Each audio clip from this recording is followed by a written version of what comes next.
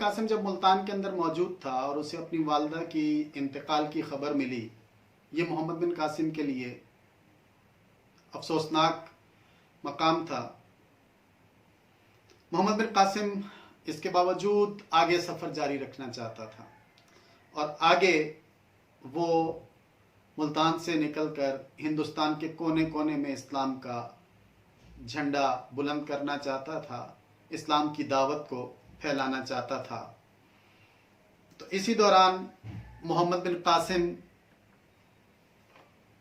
जब आगे लश्कर की रवानगी की तैयारी कर रहा था और आगे उस लश्कर को तैयार करने के लिए उनकी सफ़बंदी से पहले उनको आगे की तैयारियों से मुताल्लिक और आगे जाने से मुताल्लिक आगाही दे रहा था। एक शाम मोहम्मद बिन कासिम अपने काफ़िले को रहनुमाई के लिए इकट्ठा करता है। अचानक से उसे एक साइड से एक काफ़िला घोड़ों पर सवार नज़र आता है। मोहम्मद बिन कासिम उनकी तरफ तवज्जो करता है और वो किसी शायर ने क्या कहा था कि मेरा अज़्म इतना बुलंद है कि मुझे पराए शोलों का डर नहीं, मुझे खौफ आतिश गुल से है कि कहीं चमन को जला न दे। मुअर्रिख के कौल के मुताबिक ये वो वक्त था कि जब मोहम्मद बिन कासिम का आफ्ताब इकबाल ऐन दोपहर के वक्त ग़ुरूब हो रहा था। पड़ाव में बहुत से लोग मोहम्मद बिन कासिम को आगे रवाना होने के लिए अलविदा कहने के लिए इकट्ठे थे कि उस गर्द में आन की आन में 50 मुसल्लह अरब नमूदार होते हैं। मोहम्मद बिन कासिम एक घोड़े के ऊपर सवार सफ़ों का चक्कर लगा रहा था। वो उन सवारों को आता देखकर कुछ देर के लिए रुक जाता है और उनकी तरफ तवज्जो करता है।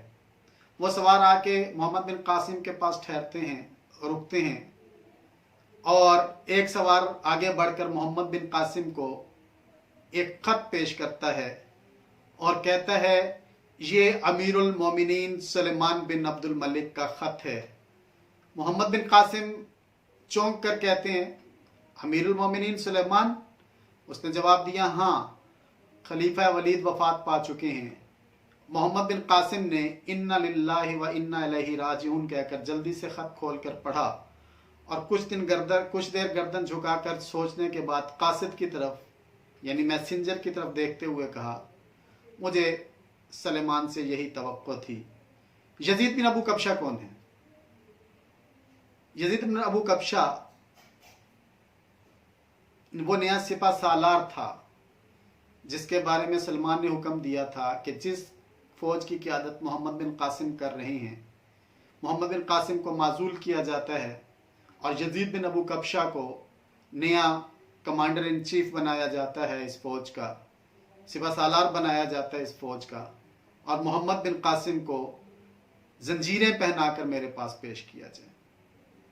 मोहम्मद बिन कासिम ये ख़त पढ़ते हैं कि खलीफा ने यह हुक्म दिया है कि जंजीरें पहनाकर जो है मेरे पास लाया जाए और गर्दन झुकाते हैं, लेकिन साथ ही ये सवाल करते हैं कि यजीद बिन अबू कब्शा कौन है?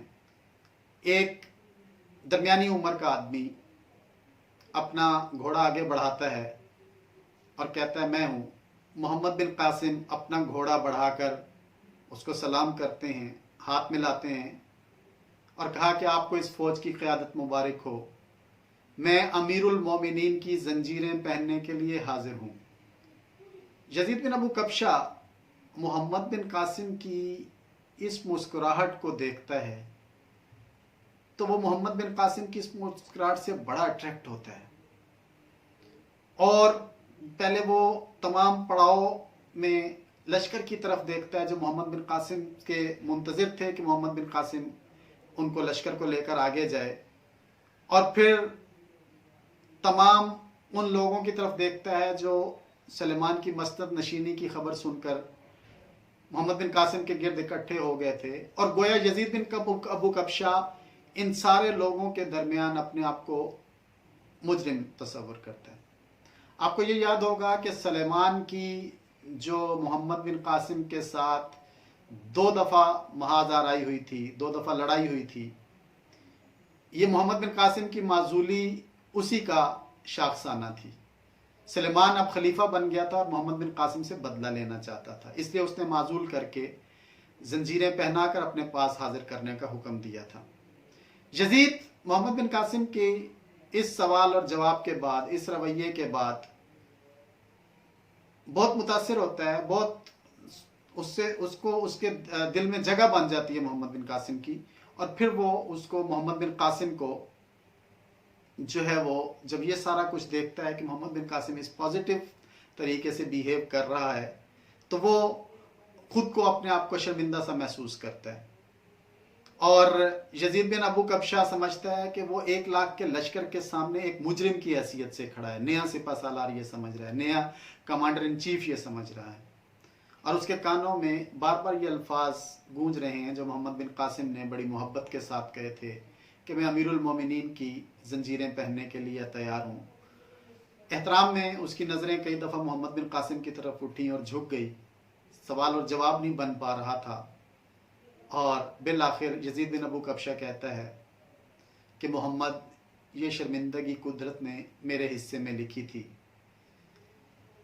इस गुफ्तगू के बाद मोहम्मद बिन कासिम जो है वो यजीद के पास आता है, यजीद बिन अबू कबशा के पास, और उसे कहता है कि मैं रवाना होने के लिए तैयार हूँ। यजीद बिन अबू कबशा उसको कहता है कि मैं जानता हूँ कि सलमान बिन अब्दुल मलिक तुम्हारा जानी दुश्मन है, और मेरी ख्वाहिश ये है कि तुम जो है वो ना जाओ दमिश्क, वरना वो तुम्हें कत्ल कर देगा, तुम्हारे खून का प्यासा है। मोहम्मद बिन कासिम कहता है कि मुझे इस बात की परवाह नहीं, मैं अगर यहाँ ठहरा तो ये खलीफा के हुक्म की खिलाफ वर्जी होगी, अमीरुल मोमिनीन के हुक्म की खिलाफ वर्जी होगी। मैं नहीं चाहता कि अमीरुल मोमिनीन के हुक्म की खिलाफ वर्जी की जाए। मैं ये चाहता हूँ कि मैं अमीरुल मोमिनीन की माजूली के हुक्म को बहुत अच्छे तरीके से मानूँ और उनके पास हाजिर हो जाऊँ। मेरे साथ वो जो सलूक करें वो उनका मामला है, लेकिन मैं आलम इस्लाम के अंदर 2 ग्रुप बनने का तासुर नहीं दे सकता। यजीद बिन अबू कबशा एक दफ़ा फिर इस नौजवान सिपा सालार की सोच पे, उसका ख्याल पे, उसकी थिंकिंग पे इतना ज़्यादा अट्रैक्ट होता है कि एक तरफ जो है ना वो सलमान बिन अब्दुल मलिक की नाअहली है, सलमान बिन अब्दुल मलिक की दुश्मनी है, और दूसरी तरफ मोहम्मद बिन कासिम का ये रवैया है। मोहम्मद बिन कासिम आराम करने के लिए जाता है तो यजीद बिन अबू कबशा मोहम्मद बिन कासिम को आराम पर जाने से पहले ये कहता है कि तुम्हारा काबिल एतमाद दोस्त इस काफिले में कौन है। यजीद ज़ुबैर की तरफ इशारा करता है, मोहम्मद बिन कासिम ज़ुबैर की तरफ इशारा करता है।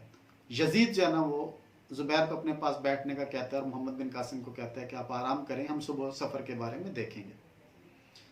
अब वो यहाँ पे ज़ुबैर से गुफ्तगू करते हैं कि ज़ुबैर, सलेमान मोहम्मद बिन कासिम का दुश्मन है और उसके खून का प्यासा है, और मुझे ख़तरा है कि वो उसको कत्ल कर देगा। आप क्या समझते हो कि उसकी जान को कैसे बचाया जा सकता है? ज़ुबैर यजीद से कहता है कि आपको मालूम होगा कि कौन फ़र्द ऐसा है कि जो सलेमान को मोहम्मद बिन कासिम के साथ इस मामले से रोक सकता है।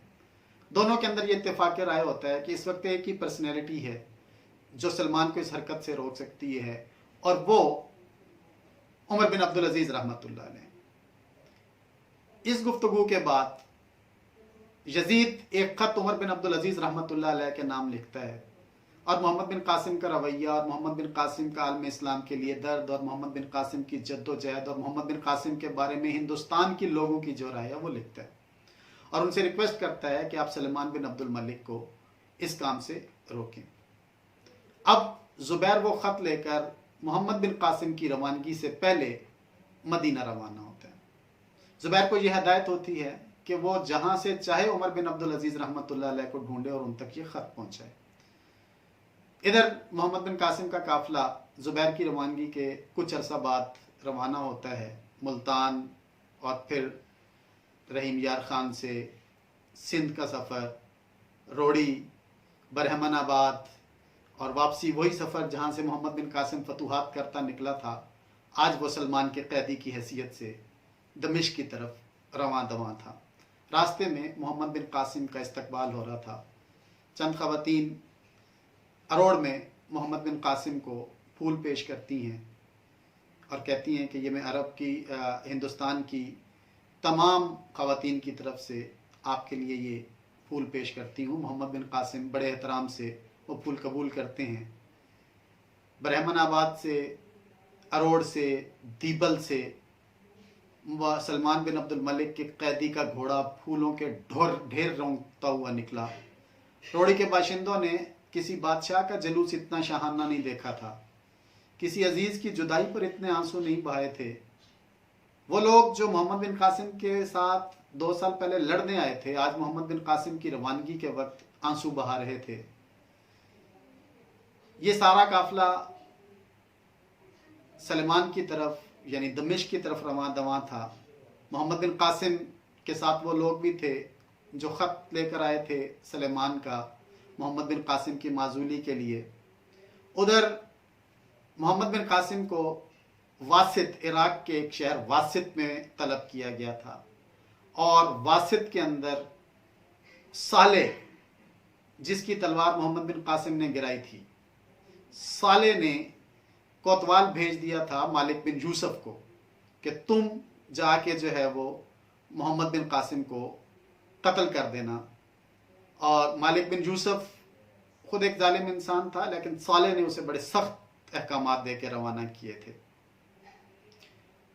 और यजीद ने जबकि यह ताकीद की थी, यजीद बिन अबू कब्शा ने, कि मोहम्मद बिन कासिम को एहतराम से ले जाया जाए, मैं सलेमान को खुद जवाब दे लूँगा। काफिला रवाना हुआ तो सैफुद्दीन भीम सिंह, जो इस्लाम कबूल कर चुका था, मोहम्मद बिन कासिम को अलविदा कहता है। रोड़ी के परोत वहाँ पे मोहम्मद बिन कासिम को अलविदा कहते हैं और मोहम्मद बिन कासिम वहाँ से रवाना होता है। मोहम्मद बिन कासिम की रवानगी के बाद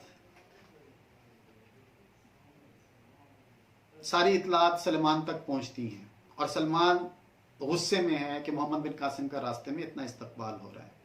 उसे यह भी पता है कि यजीद ने उसको जंजीरें नहीं पहनाई हैं, बेड़ियाँ नहीं पहनाई हैं, वो इस बात में भी गुस्से में है। उसको सारी स्टोरी भी पहुँच रही है। ज़ुबैर ख़त लेकर मदीना मुनव्वरा पहुँचता है। हज़रत उमर बिन अब्दुल अजीज़ रहमतुल्लाह अलैह ज़ोहर की नमाज अदा करने के बाद मस्जिद नबवी से बाहर निकल रहे थे।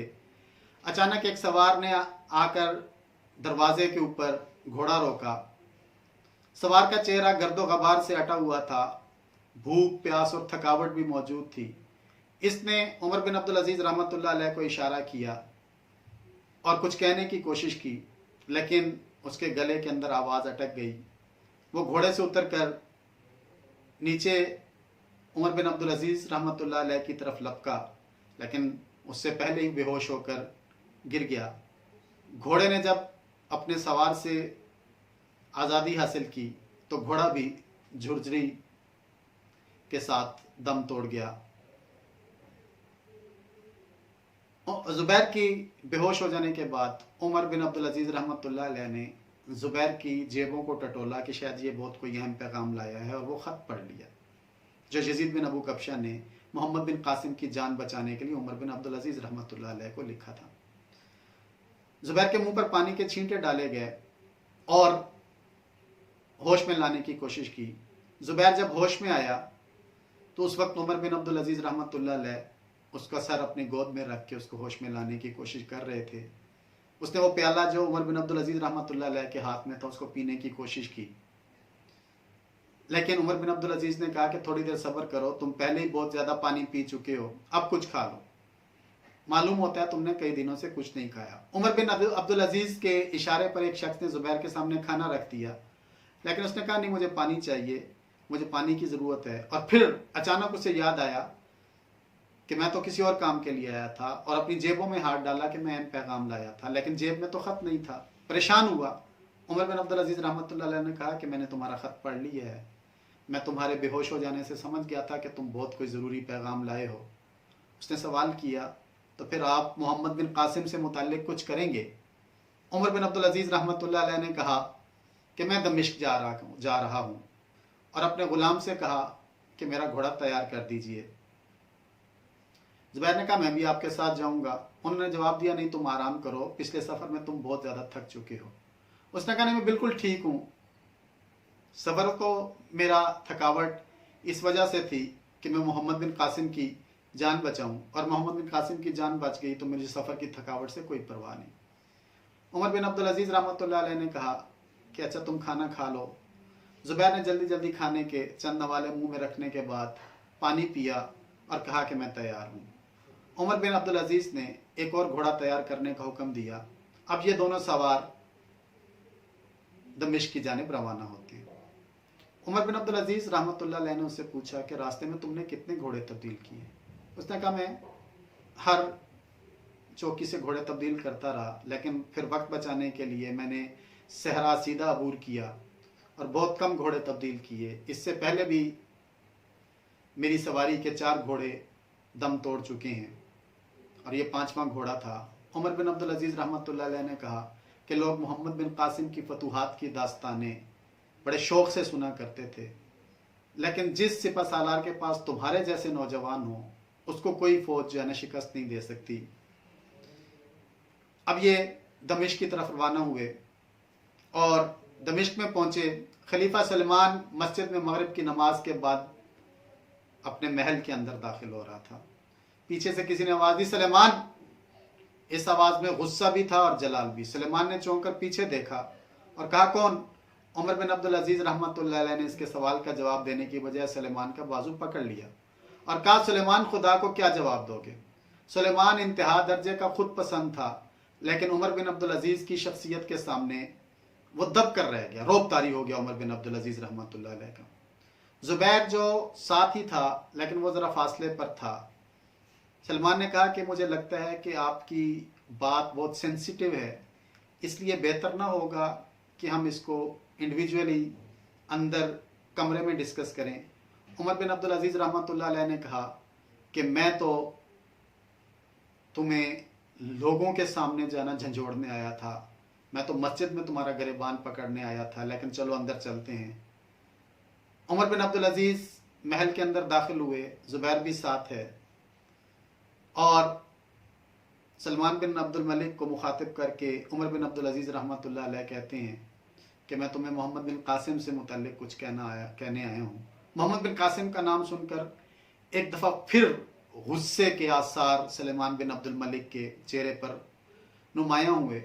उसने कहा, अच्छा तो ये ज़ुबैर है जो मोहम्मद बिन कासिम का दोस्त है, और ज़ुबैर की साजिश मोहम्मद बिन कासिम की साजिश मदीना तक भी पहुँच गई है।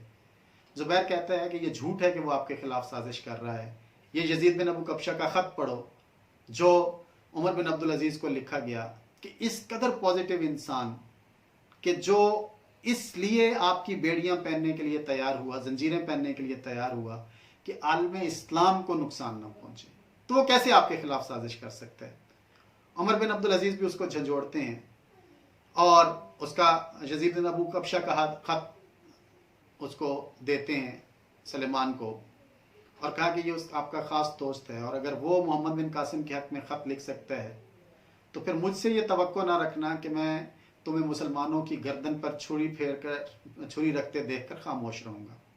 तुम शायद इस बात पर खुश हो कि कुदरत ने आज तुम्हें इंतकाम का मौका दिया, लेकिन तुम उस नौजवान की अजमत का अंदाज़ा नहीं लगा सकते जिसके चाहने वाले तुम्हारे चाहने वालों से कहीं ज़्यादा हैं, जिसकी तलवार तुम्हारी तलवार से कहीं ज़्यादा तेज़ है, जिसके तीर तुम्हारे तीरों से ज़्यादा नौकीले हैं, लेकिन इसके बावजूद वो एक बेवकूफ़ अमीर के सामने इसलिए सर तस्लीम खम कर रहा है कि उसके सामने आलम इस्लाम का मुस्तकबिल है। तुमने 50 आदमियों को उसे कैद करके लाने का हुक्म दिया था, लेकिन आप खुद बताओ कि तुम अगर उसकी जगह होते और तुम्हारे पास 1 लाख फौज होती तो तुम यजीद तुम्हारे पास खलीफा का ये हुक्म लेके पहुंचता कि तुम माजूल हो, तो तुम यजीद के साथ और 50 लोगों के साथ क्या सलूक करते? तुम्हारा भाई तुम्हारा अमीर था, और तुम तमाम जिंदगी उसके खिलाफ साजिशें करते रहे। मोहम्मद बिन कासिम को पता भी था कि तुमने उसके साथ अच्छा सलूक नहीं करना, लेकिन इसके बावजूद उसने माजूली कबूल भी की और तुम्हारे बेड़ियां पहनने के लिए उसने अपने आप को पेश भी किया। यजीद का गुस्सा शर्मिंदगी में बदल चुका था और अब उसे एहसास था कि वो गलती पर है, लेकिन अभी उमर बिन अब्दुल अजीज उसको झंझोड़ रहे थे और कहा कि सुलेमान, क्या तुम मुझसे इस बात का बदला लेना चाहते हो कि उसने तुम्हारी तलवार गिराई थी, तुम्हें दमिश्क के अंदर फ़नून हर्ब की नुमाइश में शिकस्त दी थी और तुम्हें नीचा दिखाया था, लेकिन अब तुम अमीर हो। काश तुम अमीर के फ़र्ज़ को समझते, काश तुम खलीफा के फ़र्ज़ को समझते जैसे मोहम्मद बिन कासिम एक सिपाही के फ़र्ज़ को समझता है। अगर तुम उसे आज वापस ना बुलाते तो वो हिंदुस्तान के अंदर तक दाखिल हो चुका होता और राजपूताना फतह कर चुका होता। आज मुझे पता चला कि तुमने उसको उसके बारे में कोई हुक्म भेज दिया है, वासित भेज दिया है कि शायद तुम उसके लिए कोई बदतरीन सज़ा तजवीज़ कर चुके हो, लेकिन याद रखो उसकी अज़मत तुम उससे नहीं छीन सकते हो। लोग जल्लाद की तलवार भूल सकते हैं लेकिन शहीदों का खून नहीं भूल सकते। सुलेमान, मैं तुम्हें बहुत कुछ समझाता लेकिन अब बातों का वक्त नहीं। अगर फातेह सिंध के सीने में पैवस्त होने वाला तीर अभी तक तुम्हारे हाथ में है तो उसे रोक लो, वरना याद रखो आने वाला मुअर्रिख जहाँ मोहम्मद बिन कासिम को इस ज़माने का सबसे बड़ा मुजाहिद कहेंगे, वहाँ वो तुम्हें आलम इस्लाम के सबसे बड़े दुश्मन के नाम से याद करेंगे। अगर आज तुमने मेरी बात ना मानी तो शायद कल तक मैं दमिश्क के लोगों को ये सोचने पर मजबूर कर दूँ कि मुसलमानों की जमात में तुम्हारे जैसे अमीर के लिए कोई जगह नहीं। सुलेमान का गुस्सा नदामत में तब्दील हो चुका था। वो इज़्तिराब की हालत में भुट्टियाँ भेज रहा था और फिर मशल के सामने रुका। उसने उमर बिन अब्दुल अजीज़ और ज़ुबैर की तरफ परेशानी की आलम में देखा, घबराई आवाज़ में बोला, काश आप 2 दिन पहले आ जाते, मेरा तीर कमान से निकल चुका है, अब मैं कुछ नहीं कर सकता। उमर बिन अब्दुल अजीज़ ने पूछा, तो तुम उसके कत्ल का हुक्म भेज चुके हो? सुलेमान ने असबाब में सर हिलाया। ज़ुबैर ने कहा, अगर आप दूसरा हुक्म लिख दें तो शायद मैं वक्त पर पहुँच जाऊँ। सुलेमान ने ताली बजाई और एक गुलाम हाजिर हुआ और कहा कि मेरे अस्तबल का बेहतरीन घोड़ा तैयार कर दो, और ख़ुद ख़त लिखने में मसरूफ़ हो गया। उसने ख़त लिखा साले को कि मोहम्मद बिन कासिम को एहतराम के साथ मेरे पास वापस लाया जाए, और ये ख़त उन्होंने उमर बिन अब्दुल अजीज़ के हवाले किया कि आप इसको पढ़ लीजिए। उमर बिन अब्दुल अजीज़ ने ख़त को देखा और ज़ुबैर के हवाले करते हुए कहा कि अल्लाह करे कि अब आप वक्त पर पहुँच जाओ, और ज़ुबैर को कहा कि अगर आप थके हुए हो तो हम किसी और को भिजवा देते हैं जो वक्त पर पहुँच जाए। ज़ुबैर ने कहा कि ये ख़त हासिल करने के बाद मेरी थकावट उतर गई है, मैं पहुँच जाऊँगा वक्त पर। और ज़ुबैर जो है ना वो ख़त लेकर वासित पहुँचते हैं, दुआएं देते हैं उमर बिन अब्दुल अजीज़ और कहते हैं कि अल्लाह आपको कामयाब करे। ज़ुबैर कहते हैं कि आप मेरे लिए दुआ करिएगा, और अल्लाह हाफिज़ कहकर ज़ुबैर के चेहरे पर जो एक रौनक नज़र आती है, जो एक ताजगी नज़र आती है कि अब मैं मोहम्मद बिन कासिम तक पहुंच जाऊंगा और उसकी जान बचा लूँगा। और फिर घोड़े पर बैठते ही घोड़ा पूरी रफ्तार के साथ ज़ुबैर ने दौड़ा दिया। ज़ुबैर वासित की तरफ रवान दवां था। सहरा अबूर करने के बाद ज़ुबैर एक रात आखिरी पहर के करीब एक सरसब्ज़ व शादाब इलाके से गुज़र रहा था। ठंडी हवाएं उसका ताक़ुब कर रही थी। बेआरामी से उसके अज़ा ऐसे बर्फ़ की तरह जम चुके थे, ये जिस तरह से शल हो जाते हैं, शल हो चुके थे। इतने महीनों के मुसलसल सफ़र की वजह से ज़ुबैर का सर दर्द से फट रहा था। घोड़े की रफ्तार तेज़ होती थी, कम होती थी, फिर तेज़ होती थी। ज़ुबैर का दिल करता था कि मैं घोड़े की हत्थे के ऊपर सर रख के टेक लगा के सो जाऊं और दुनिया और माफिया से बेखबर हो जाऊं, लेकिन उसे पहुंचना था वासित, मोहम्मद बिन कासिम की जान बचाने।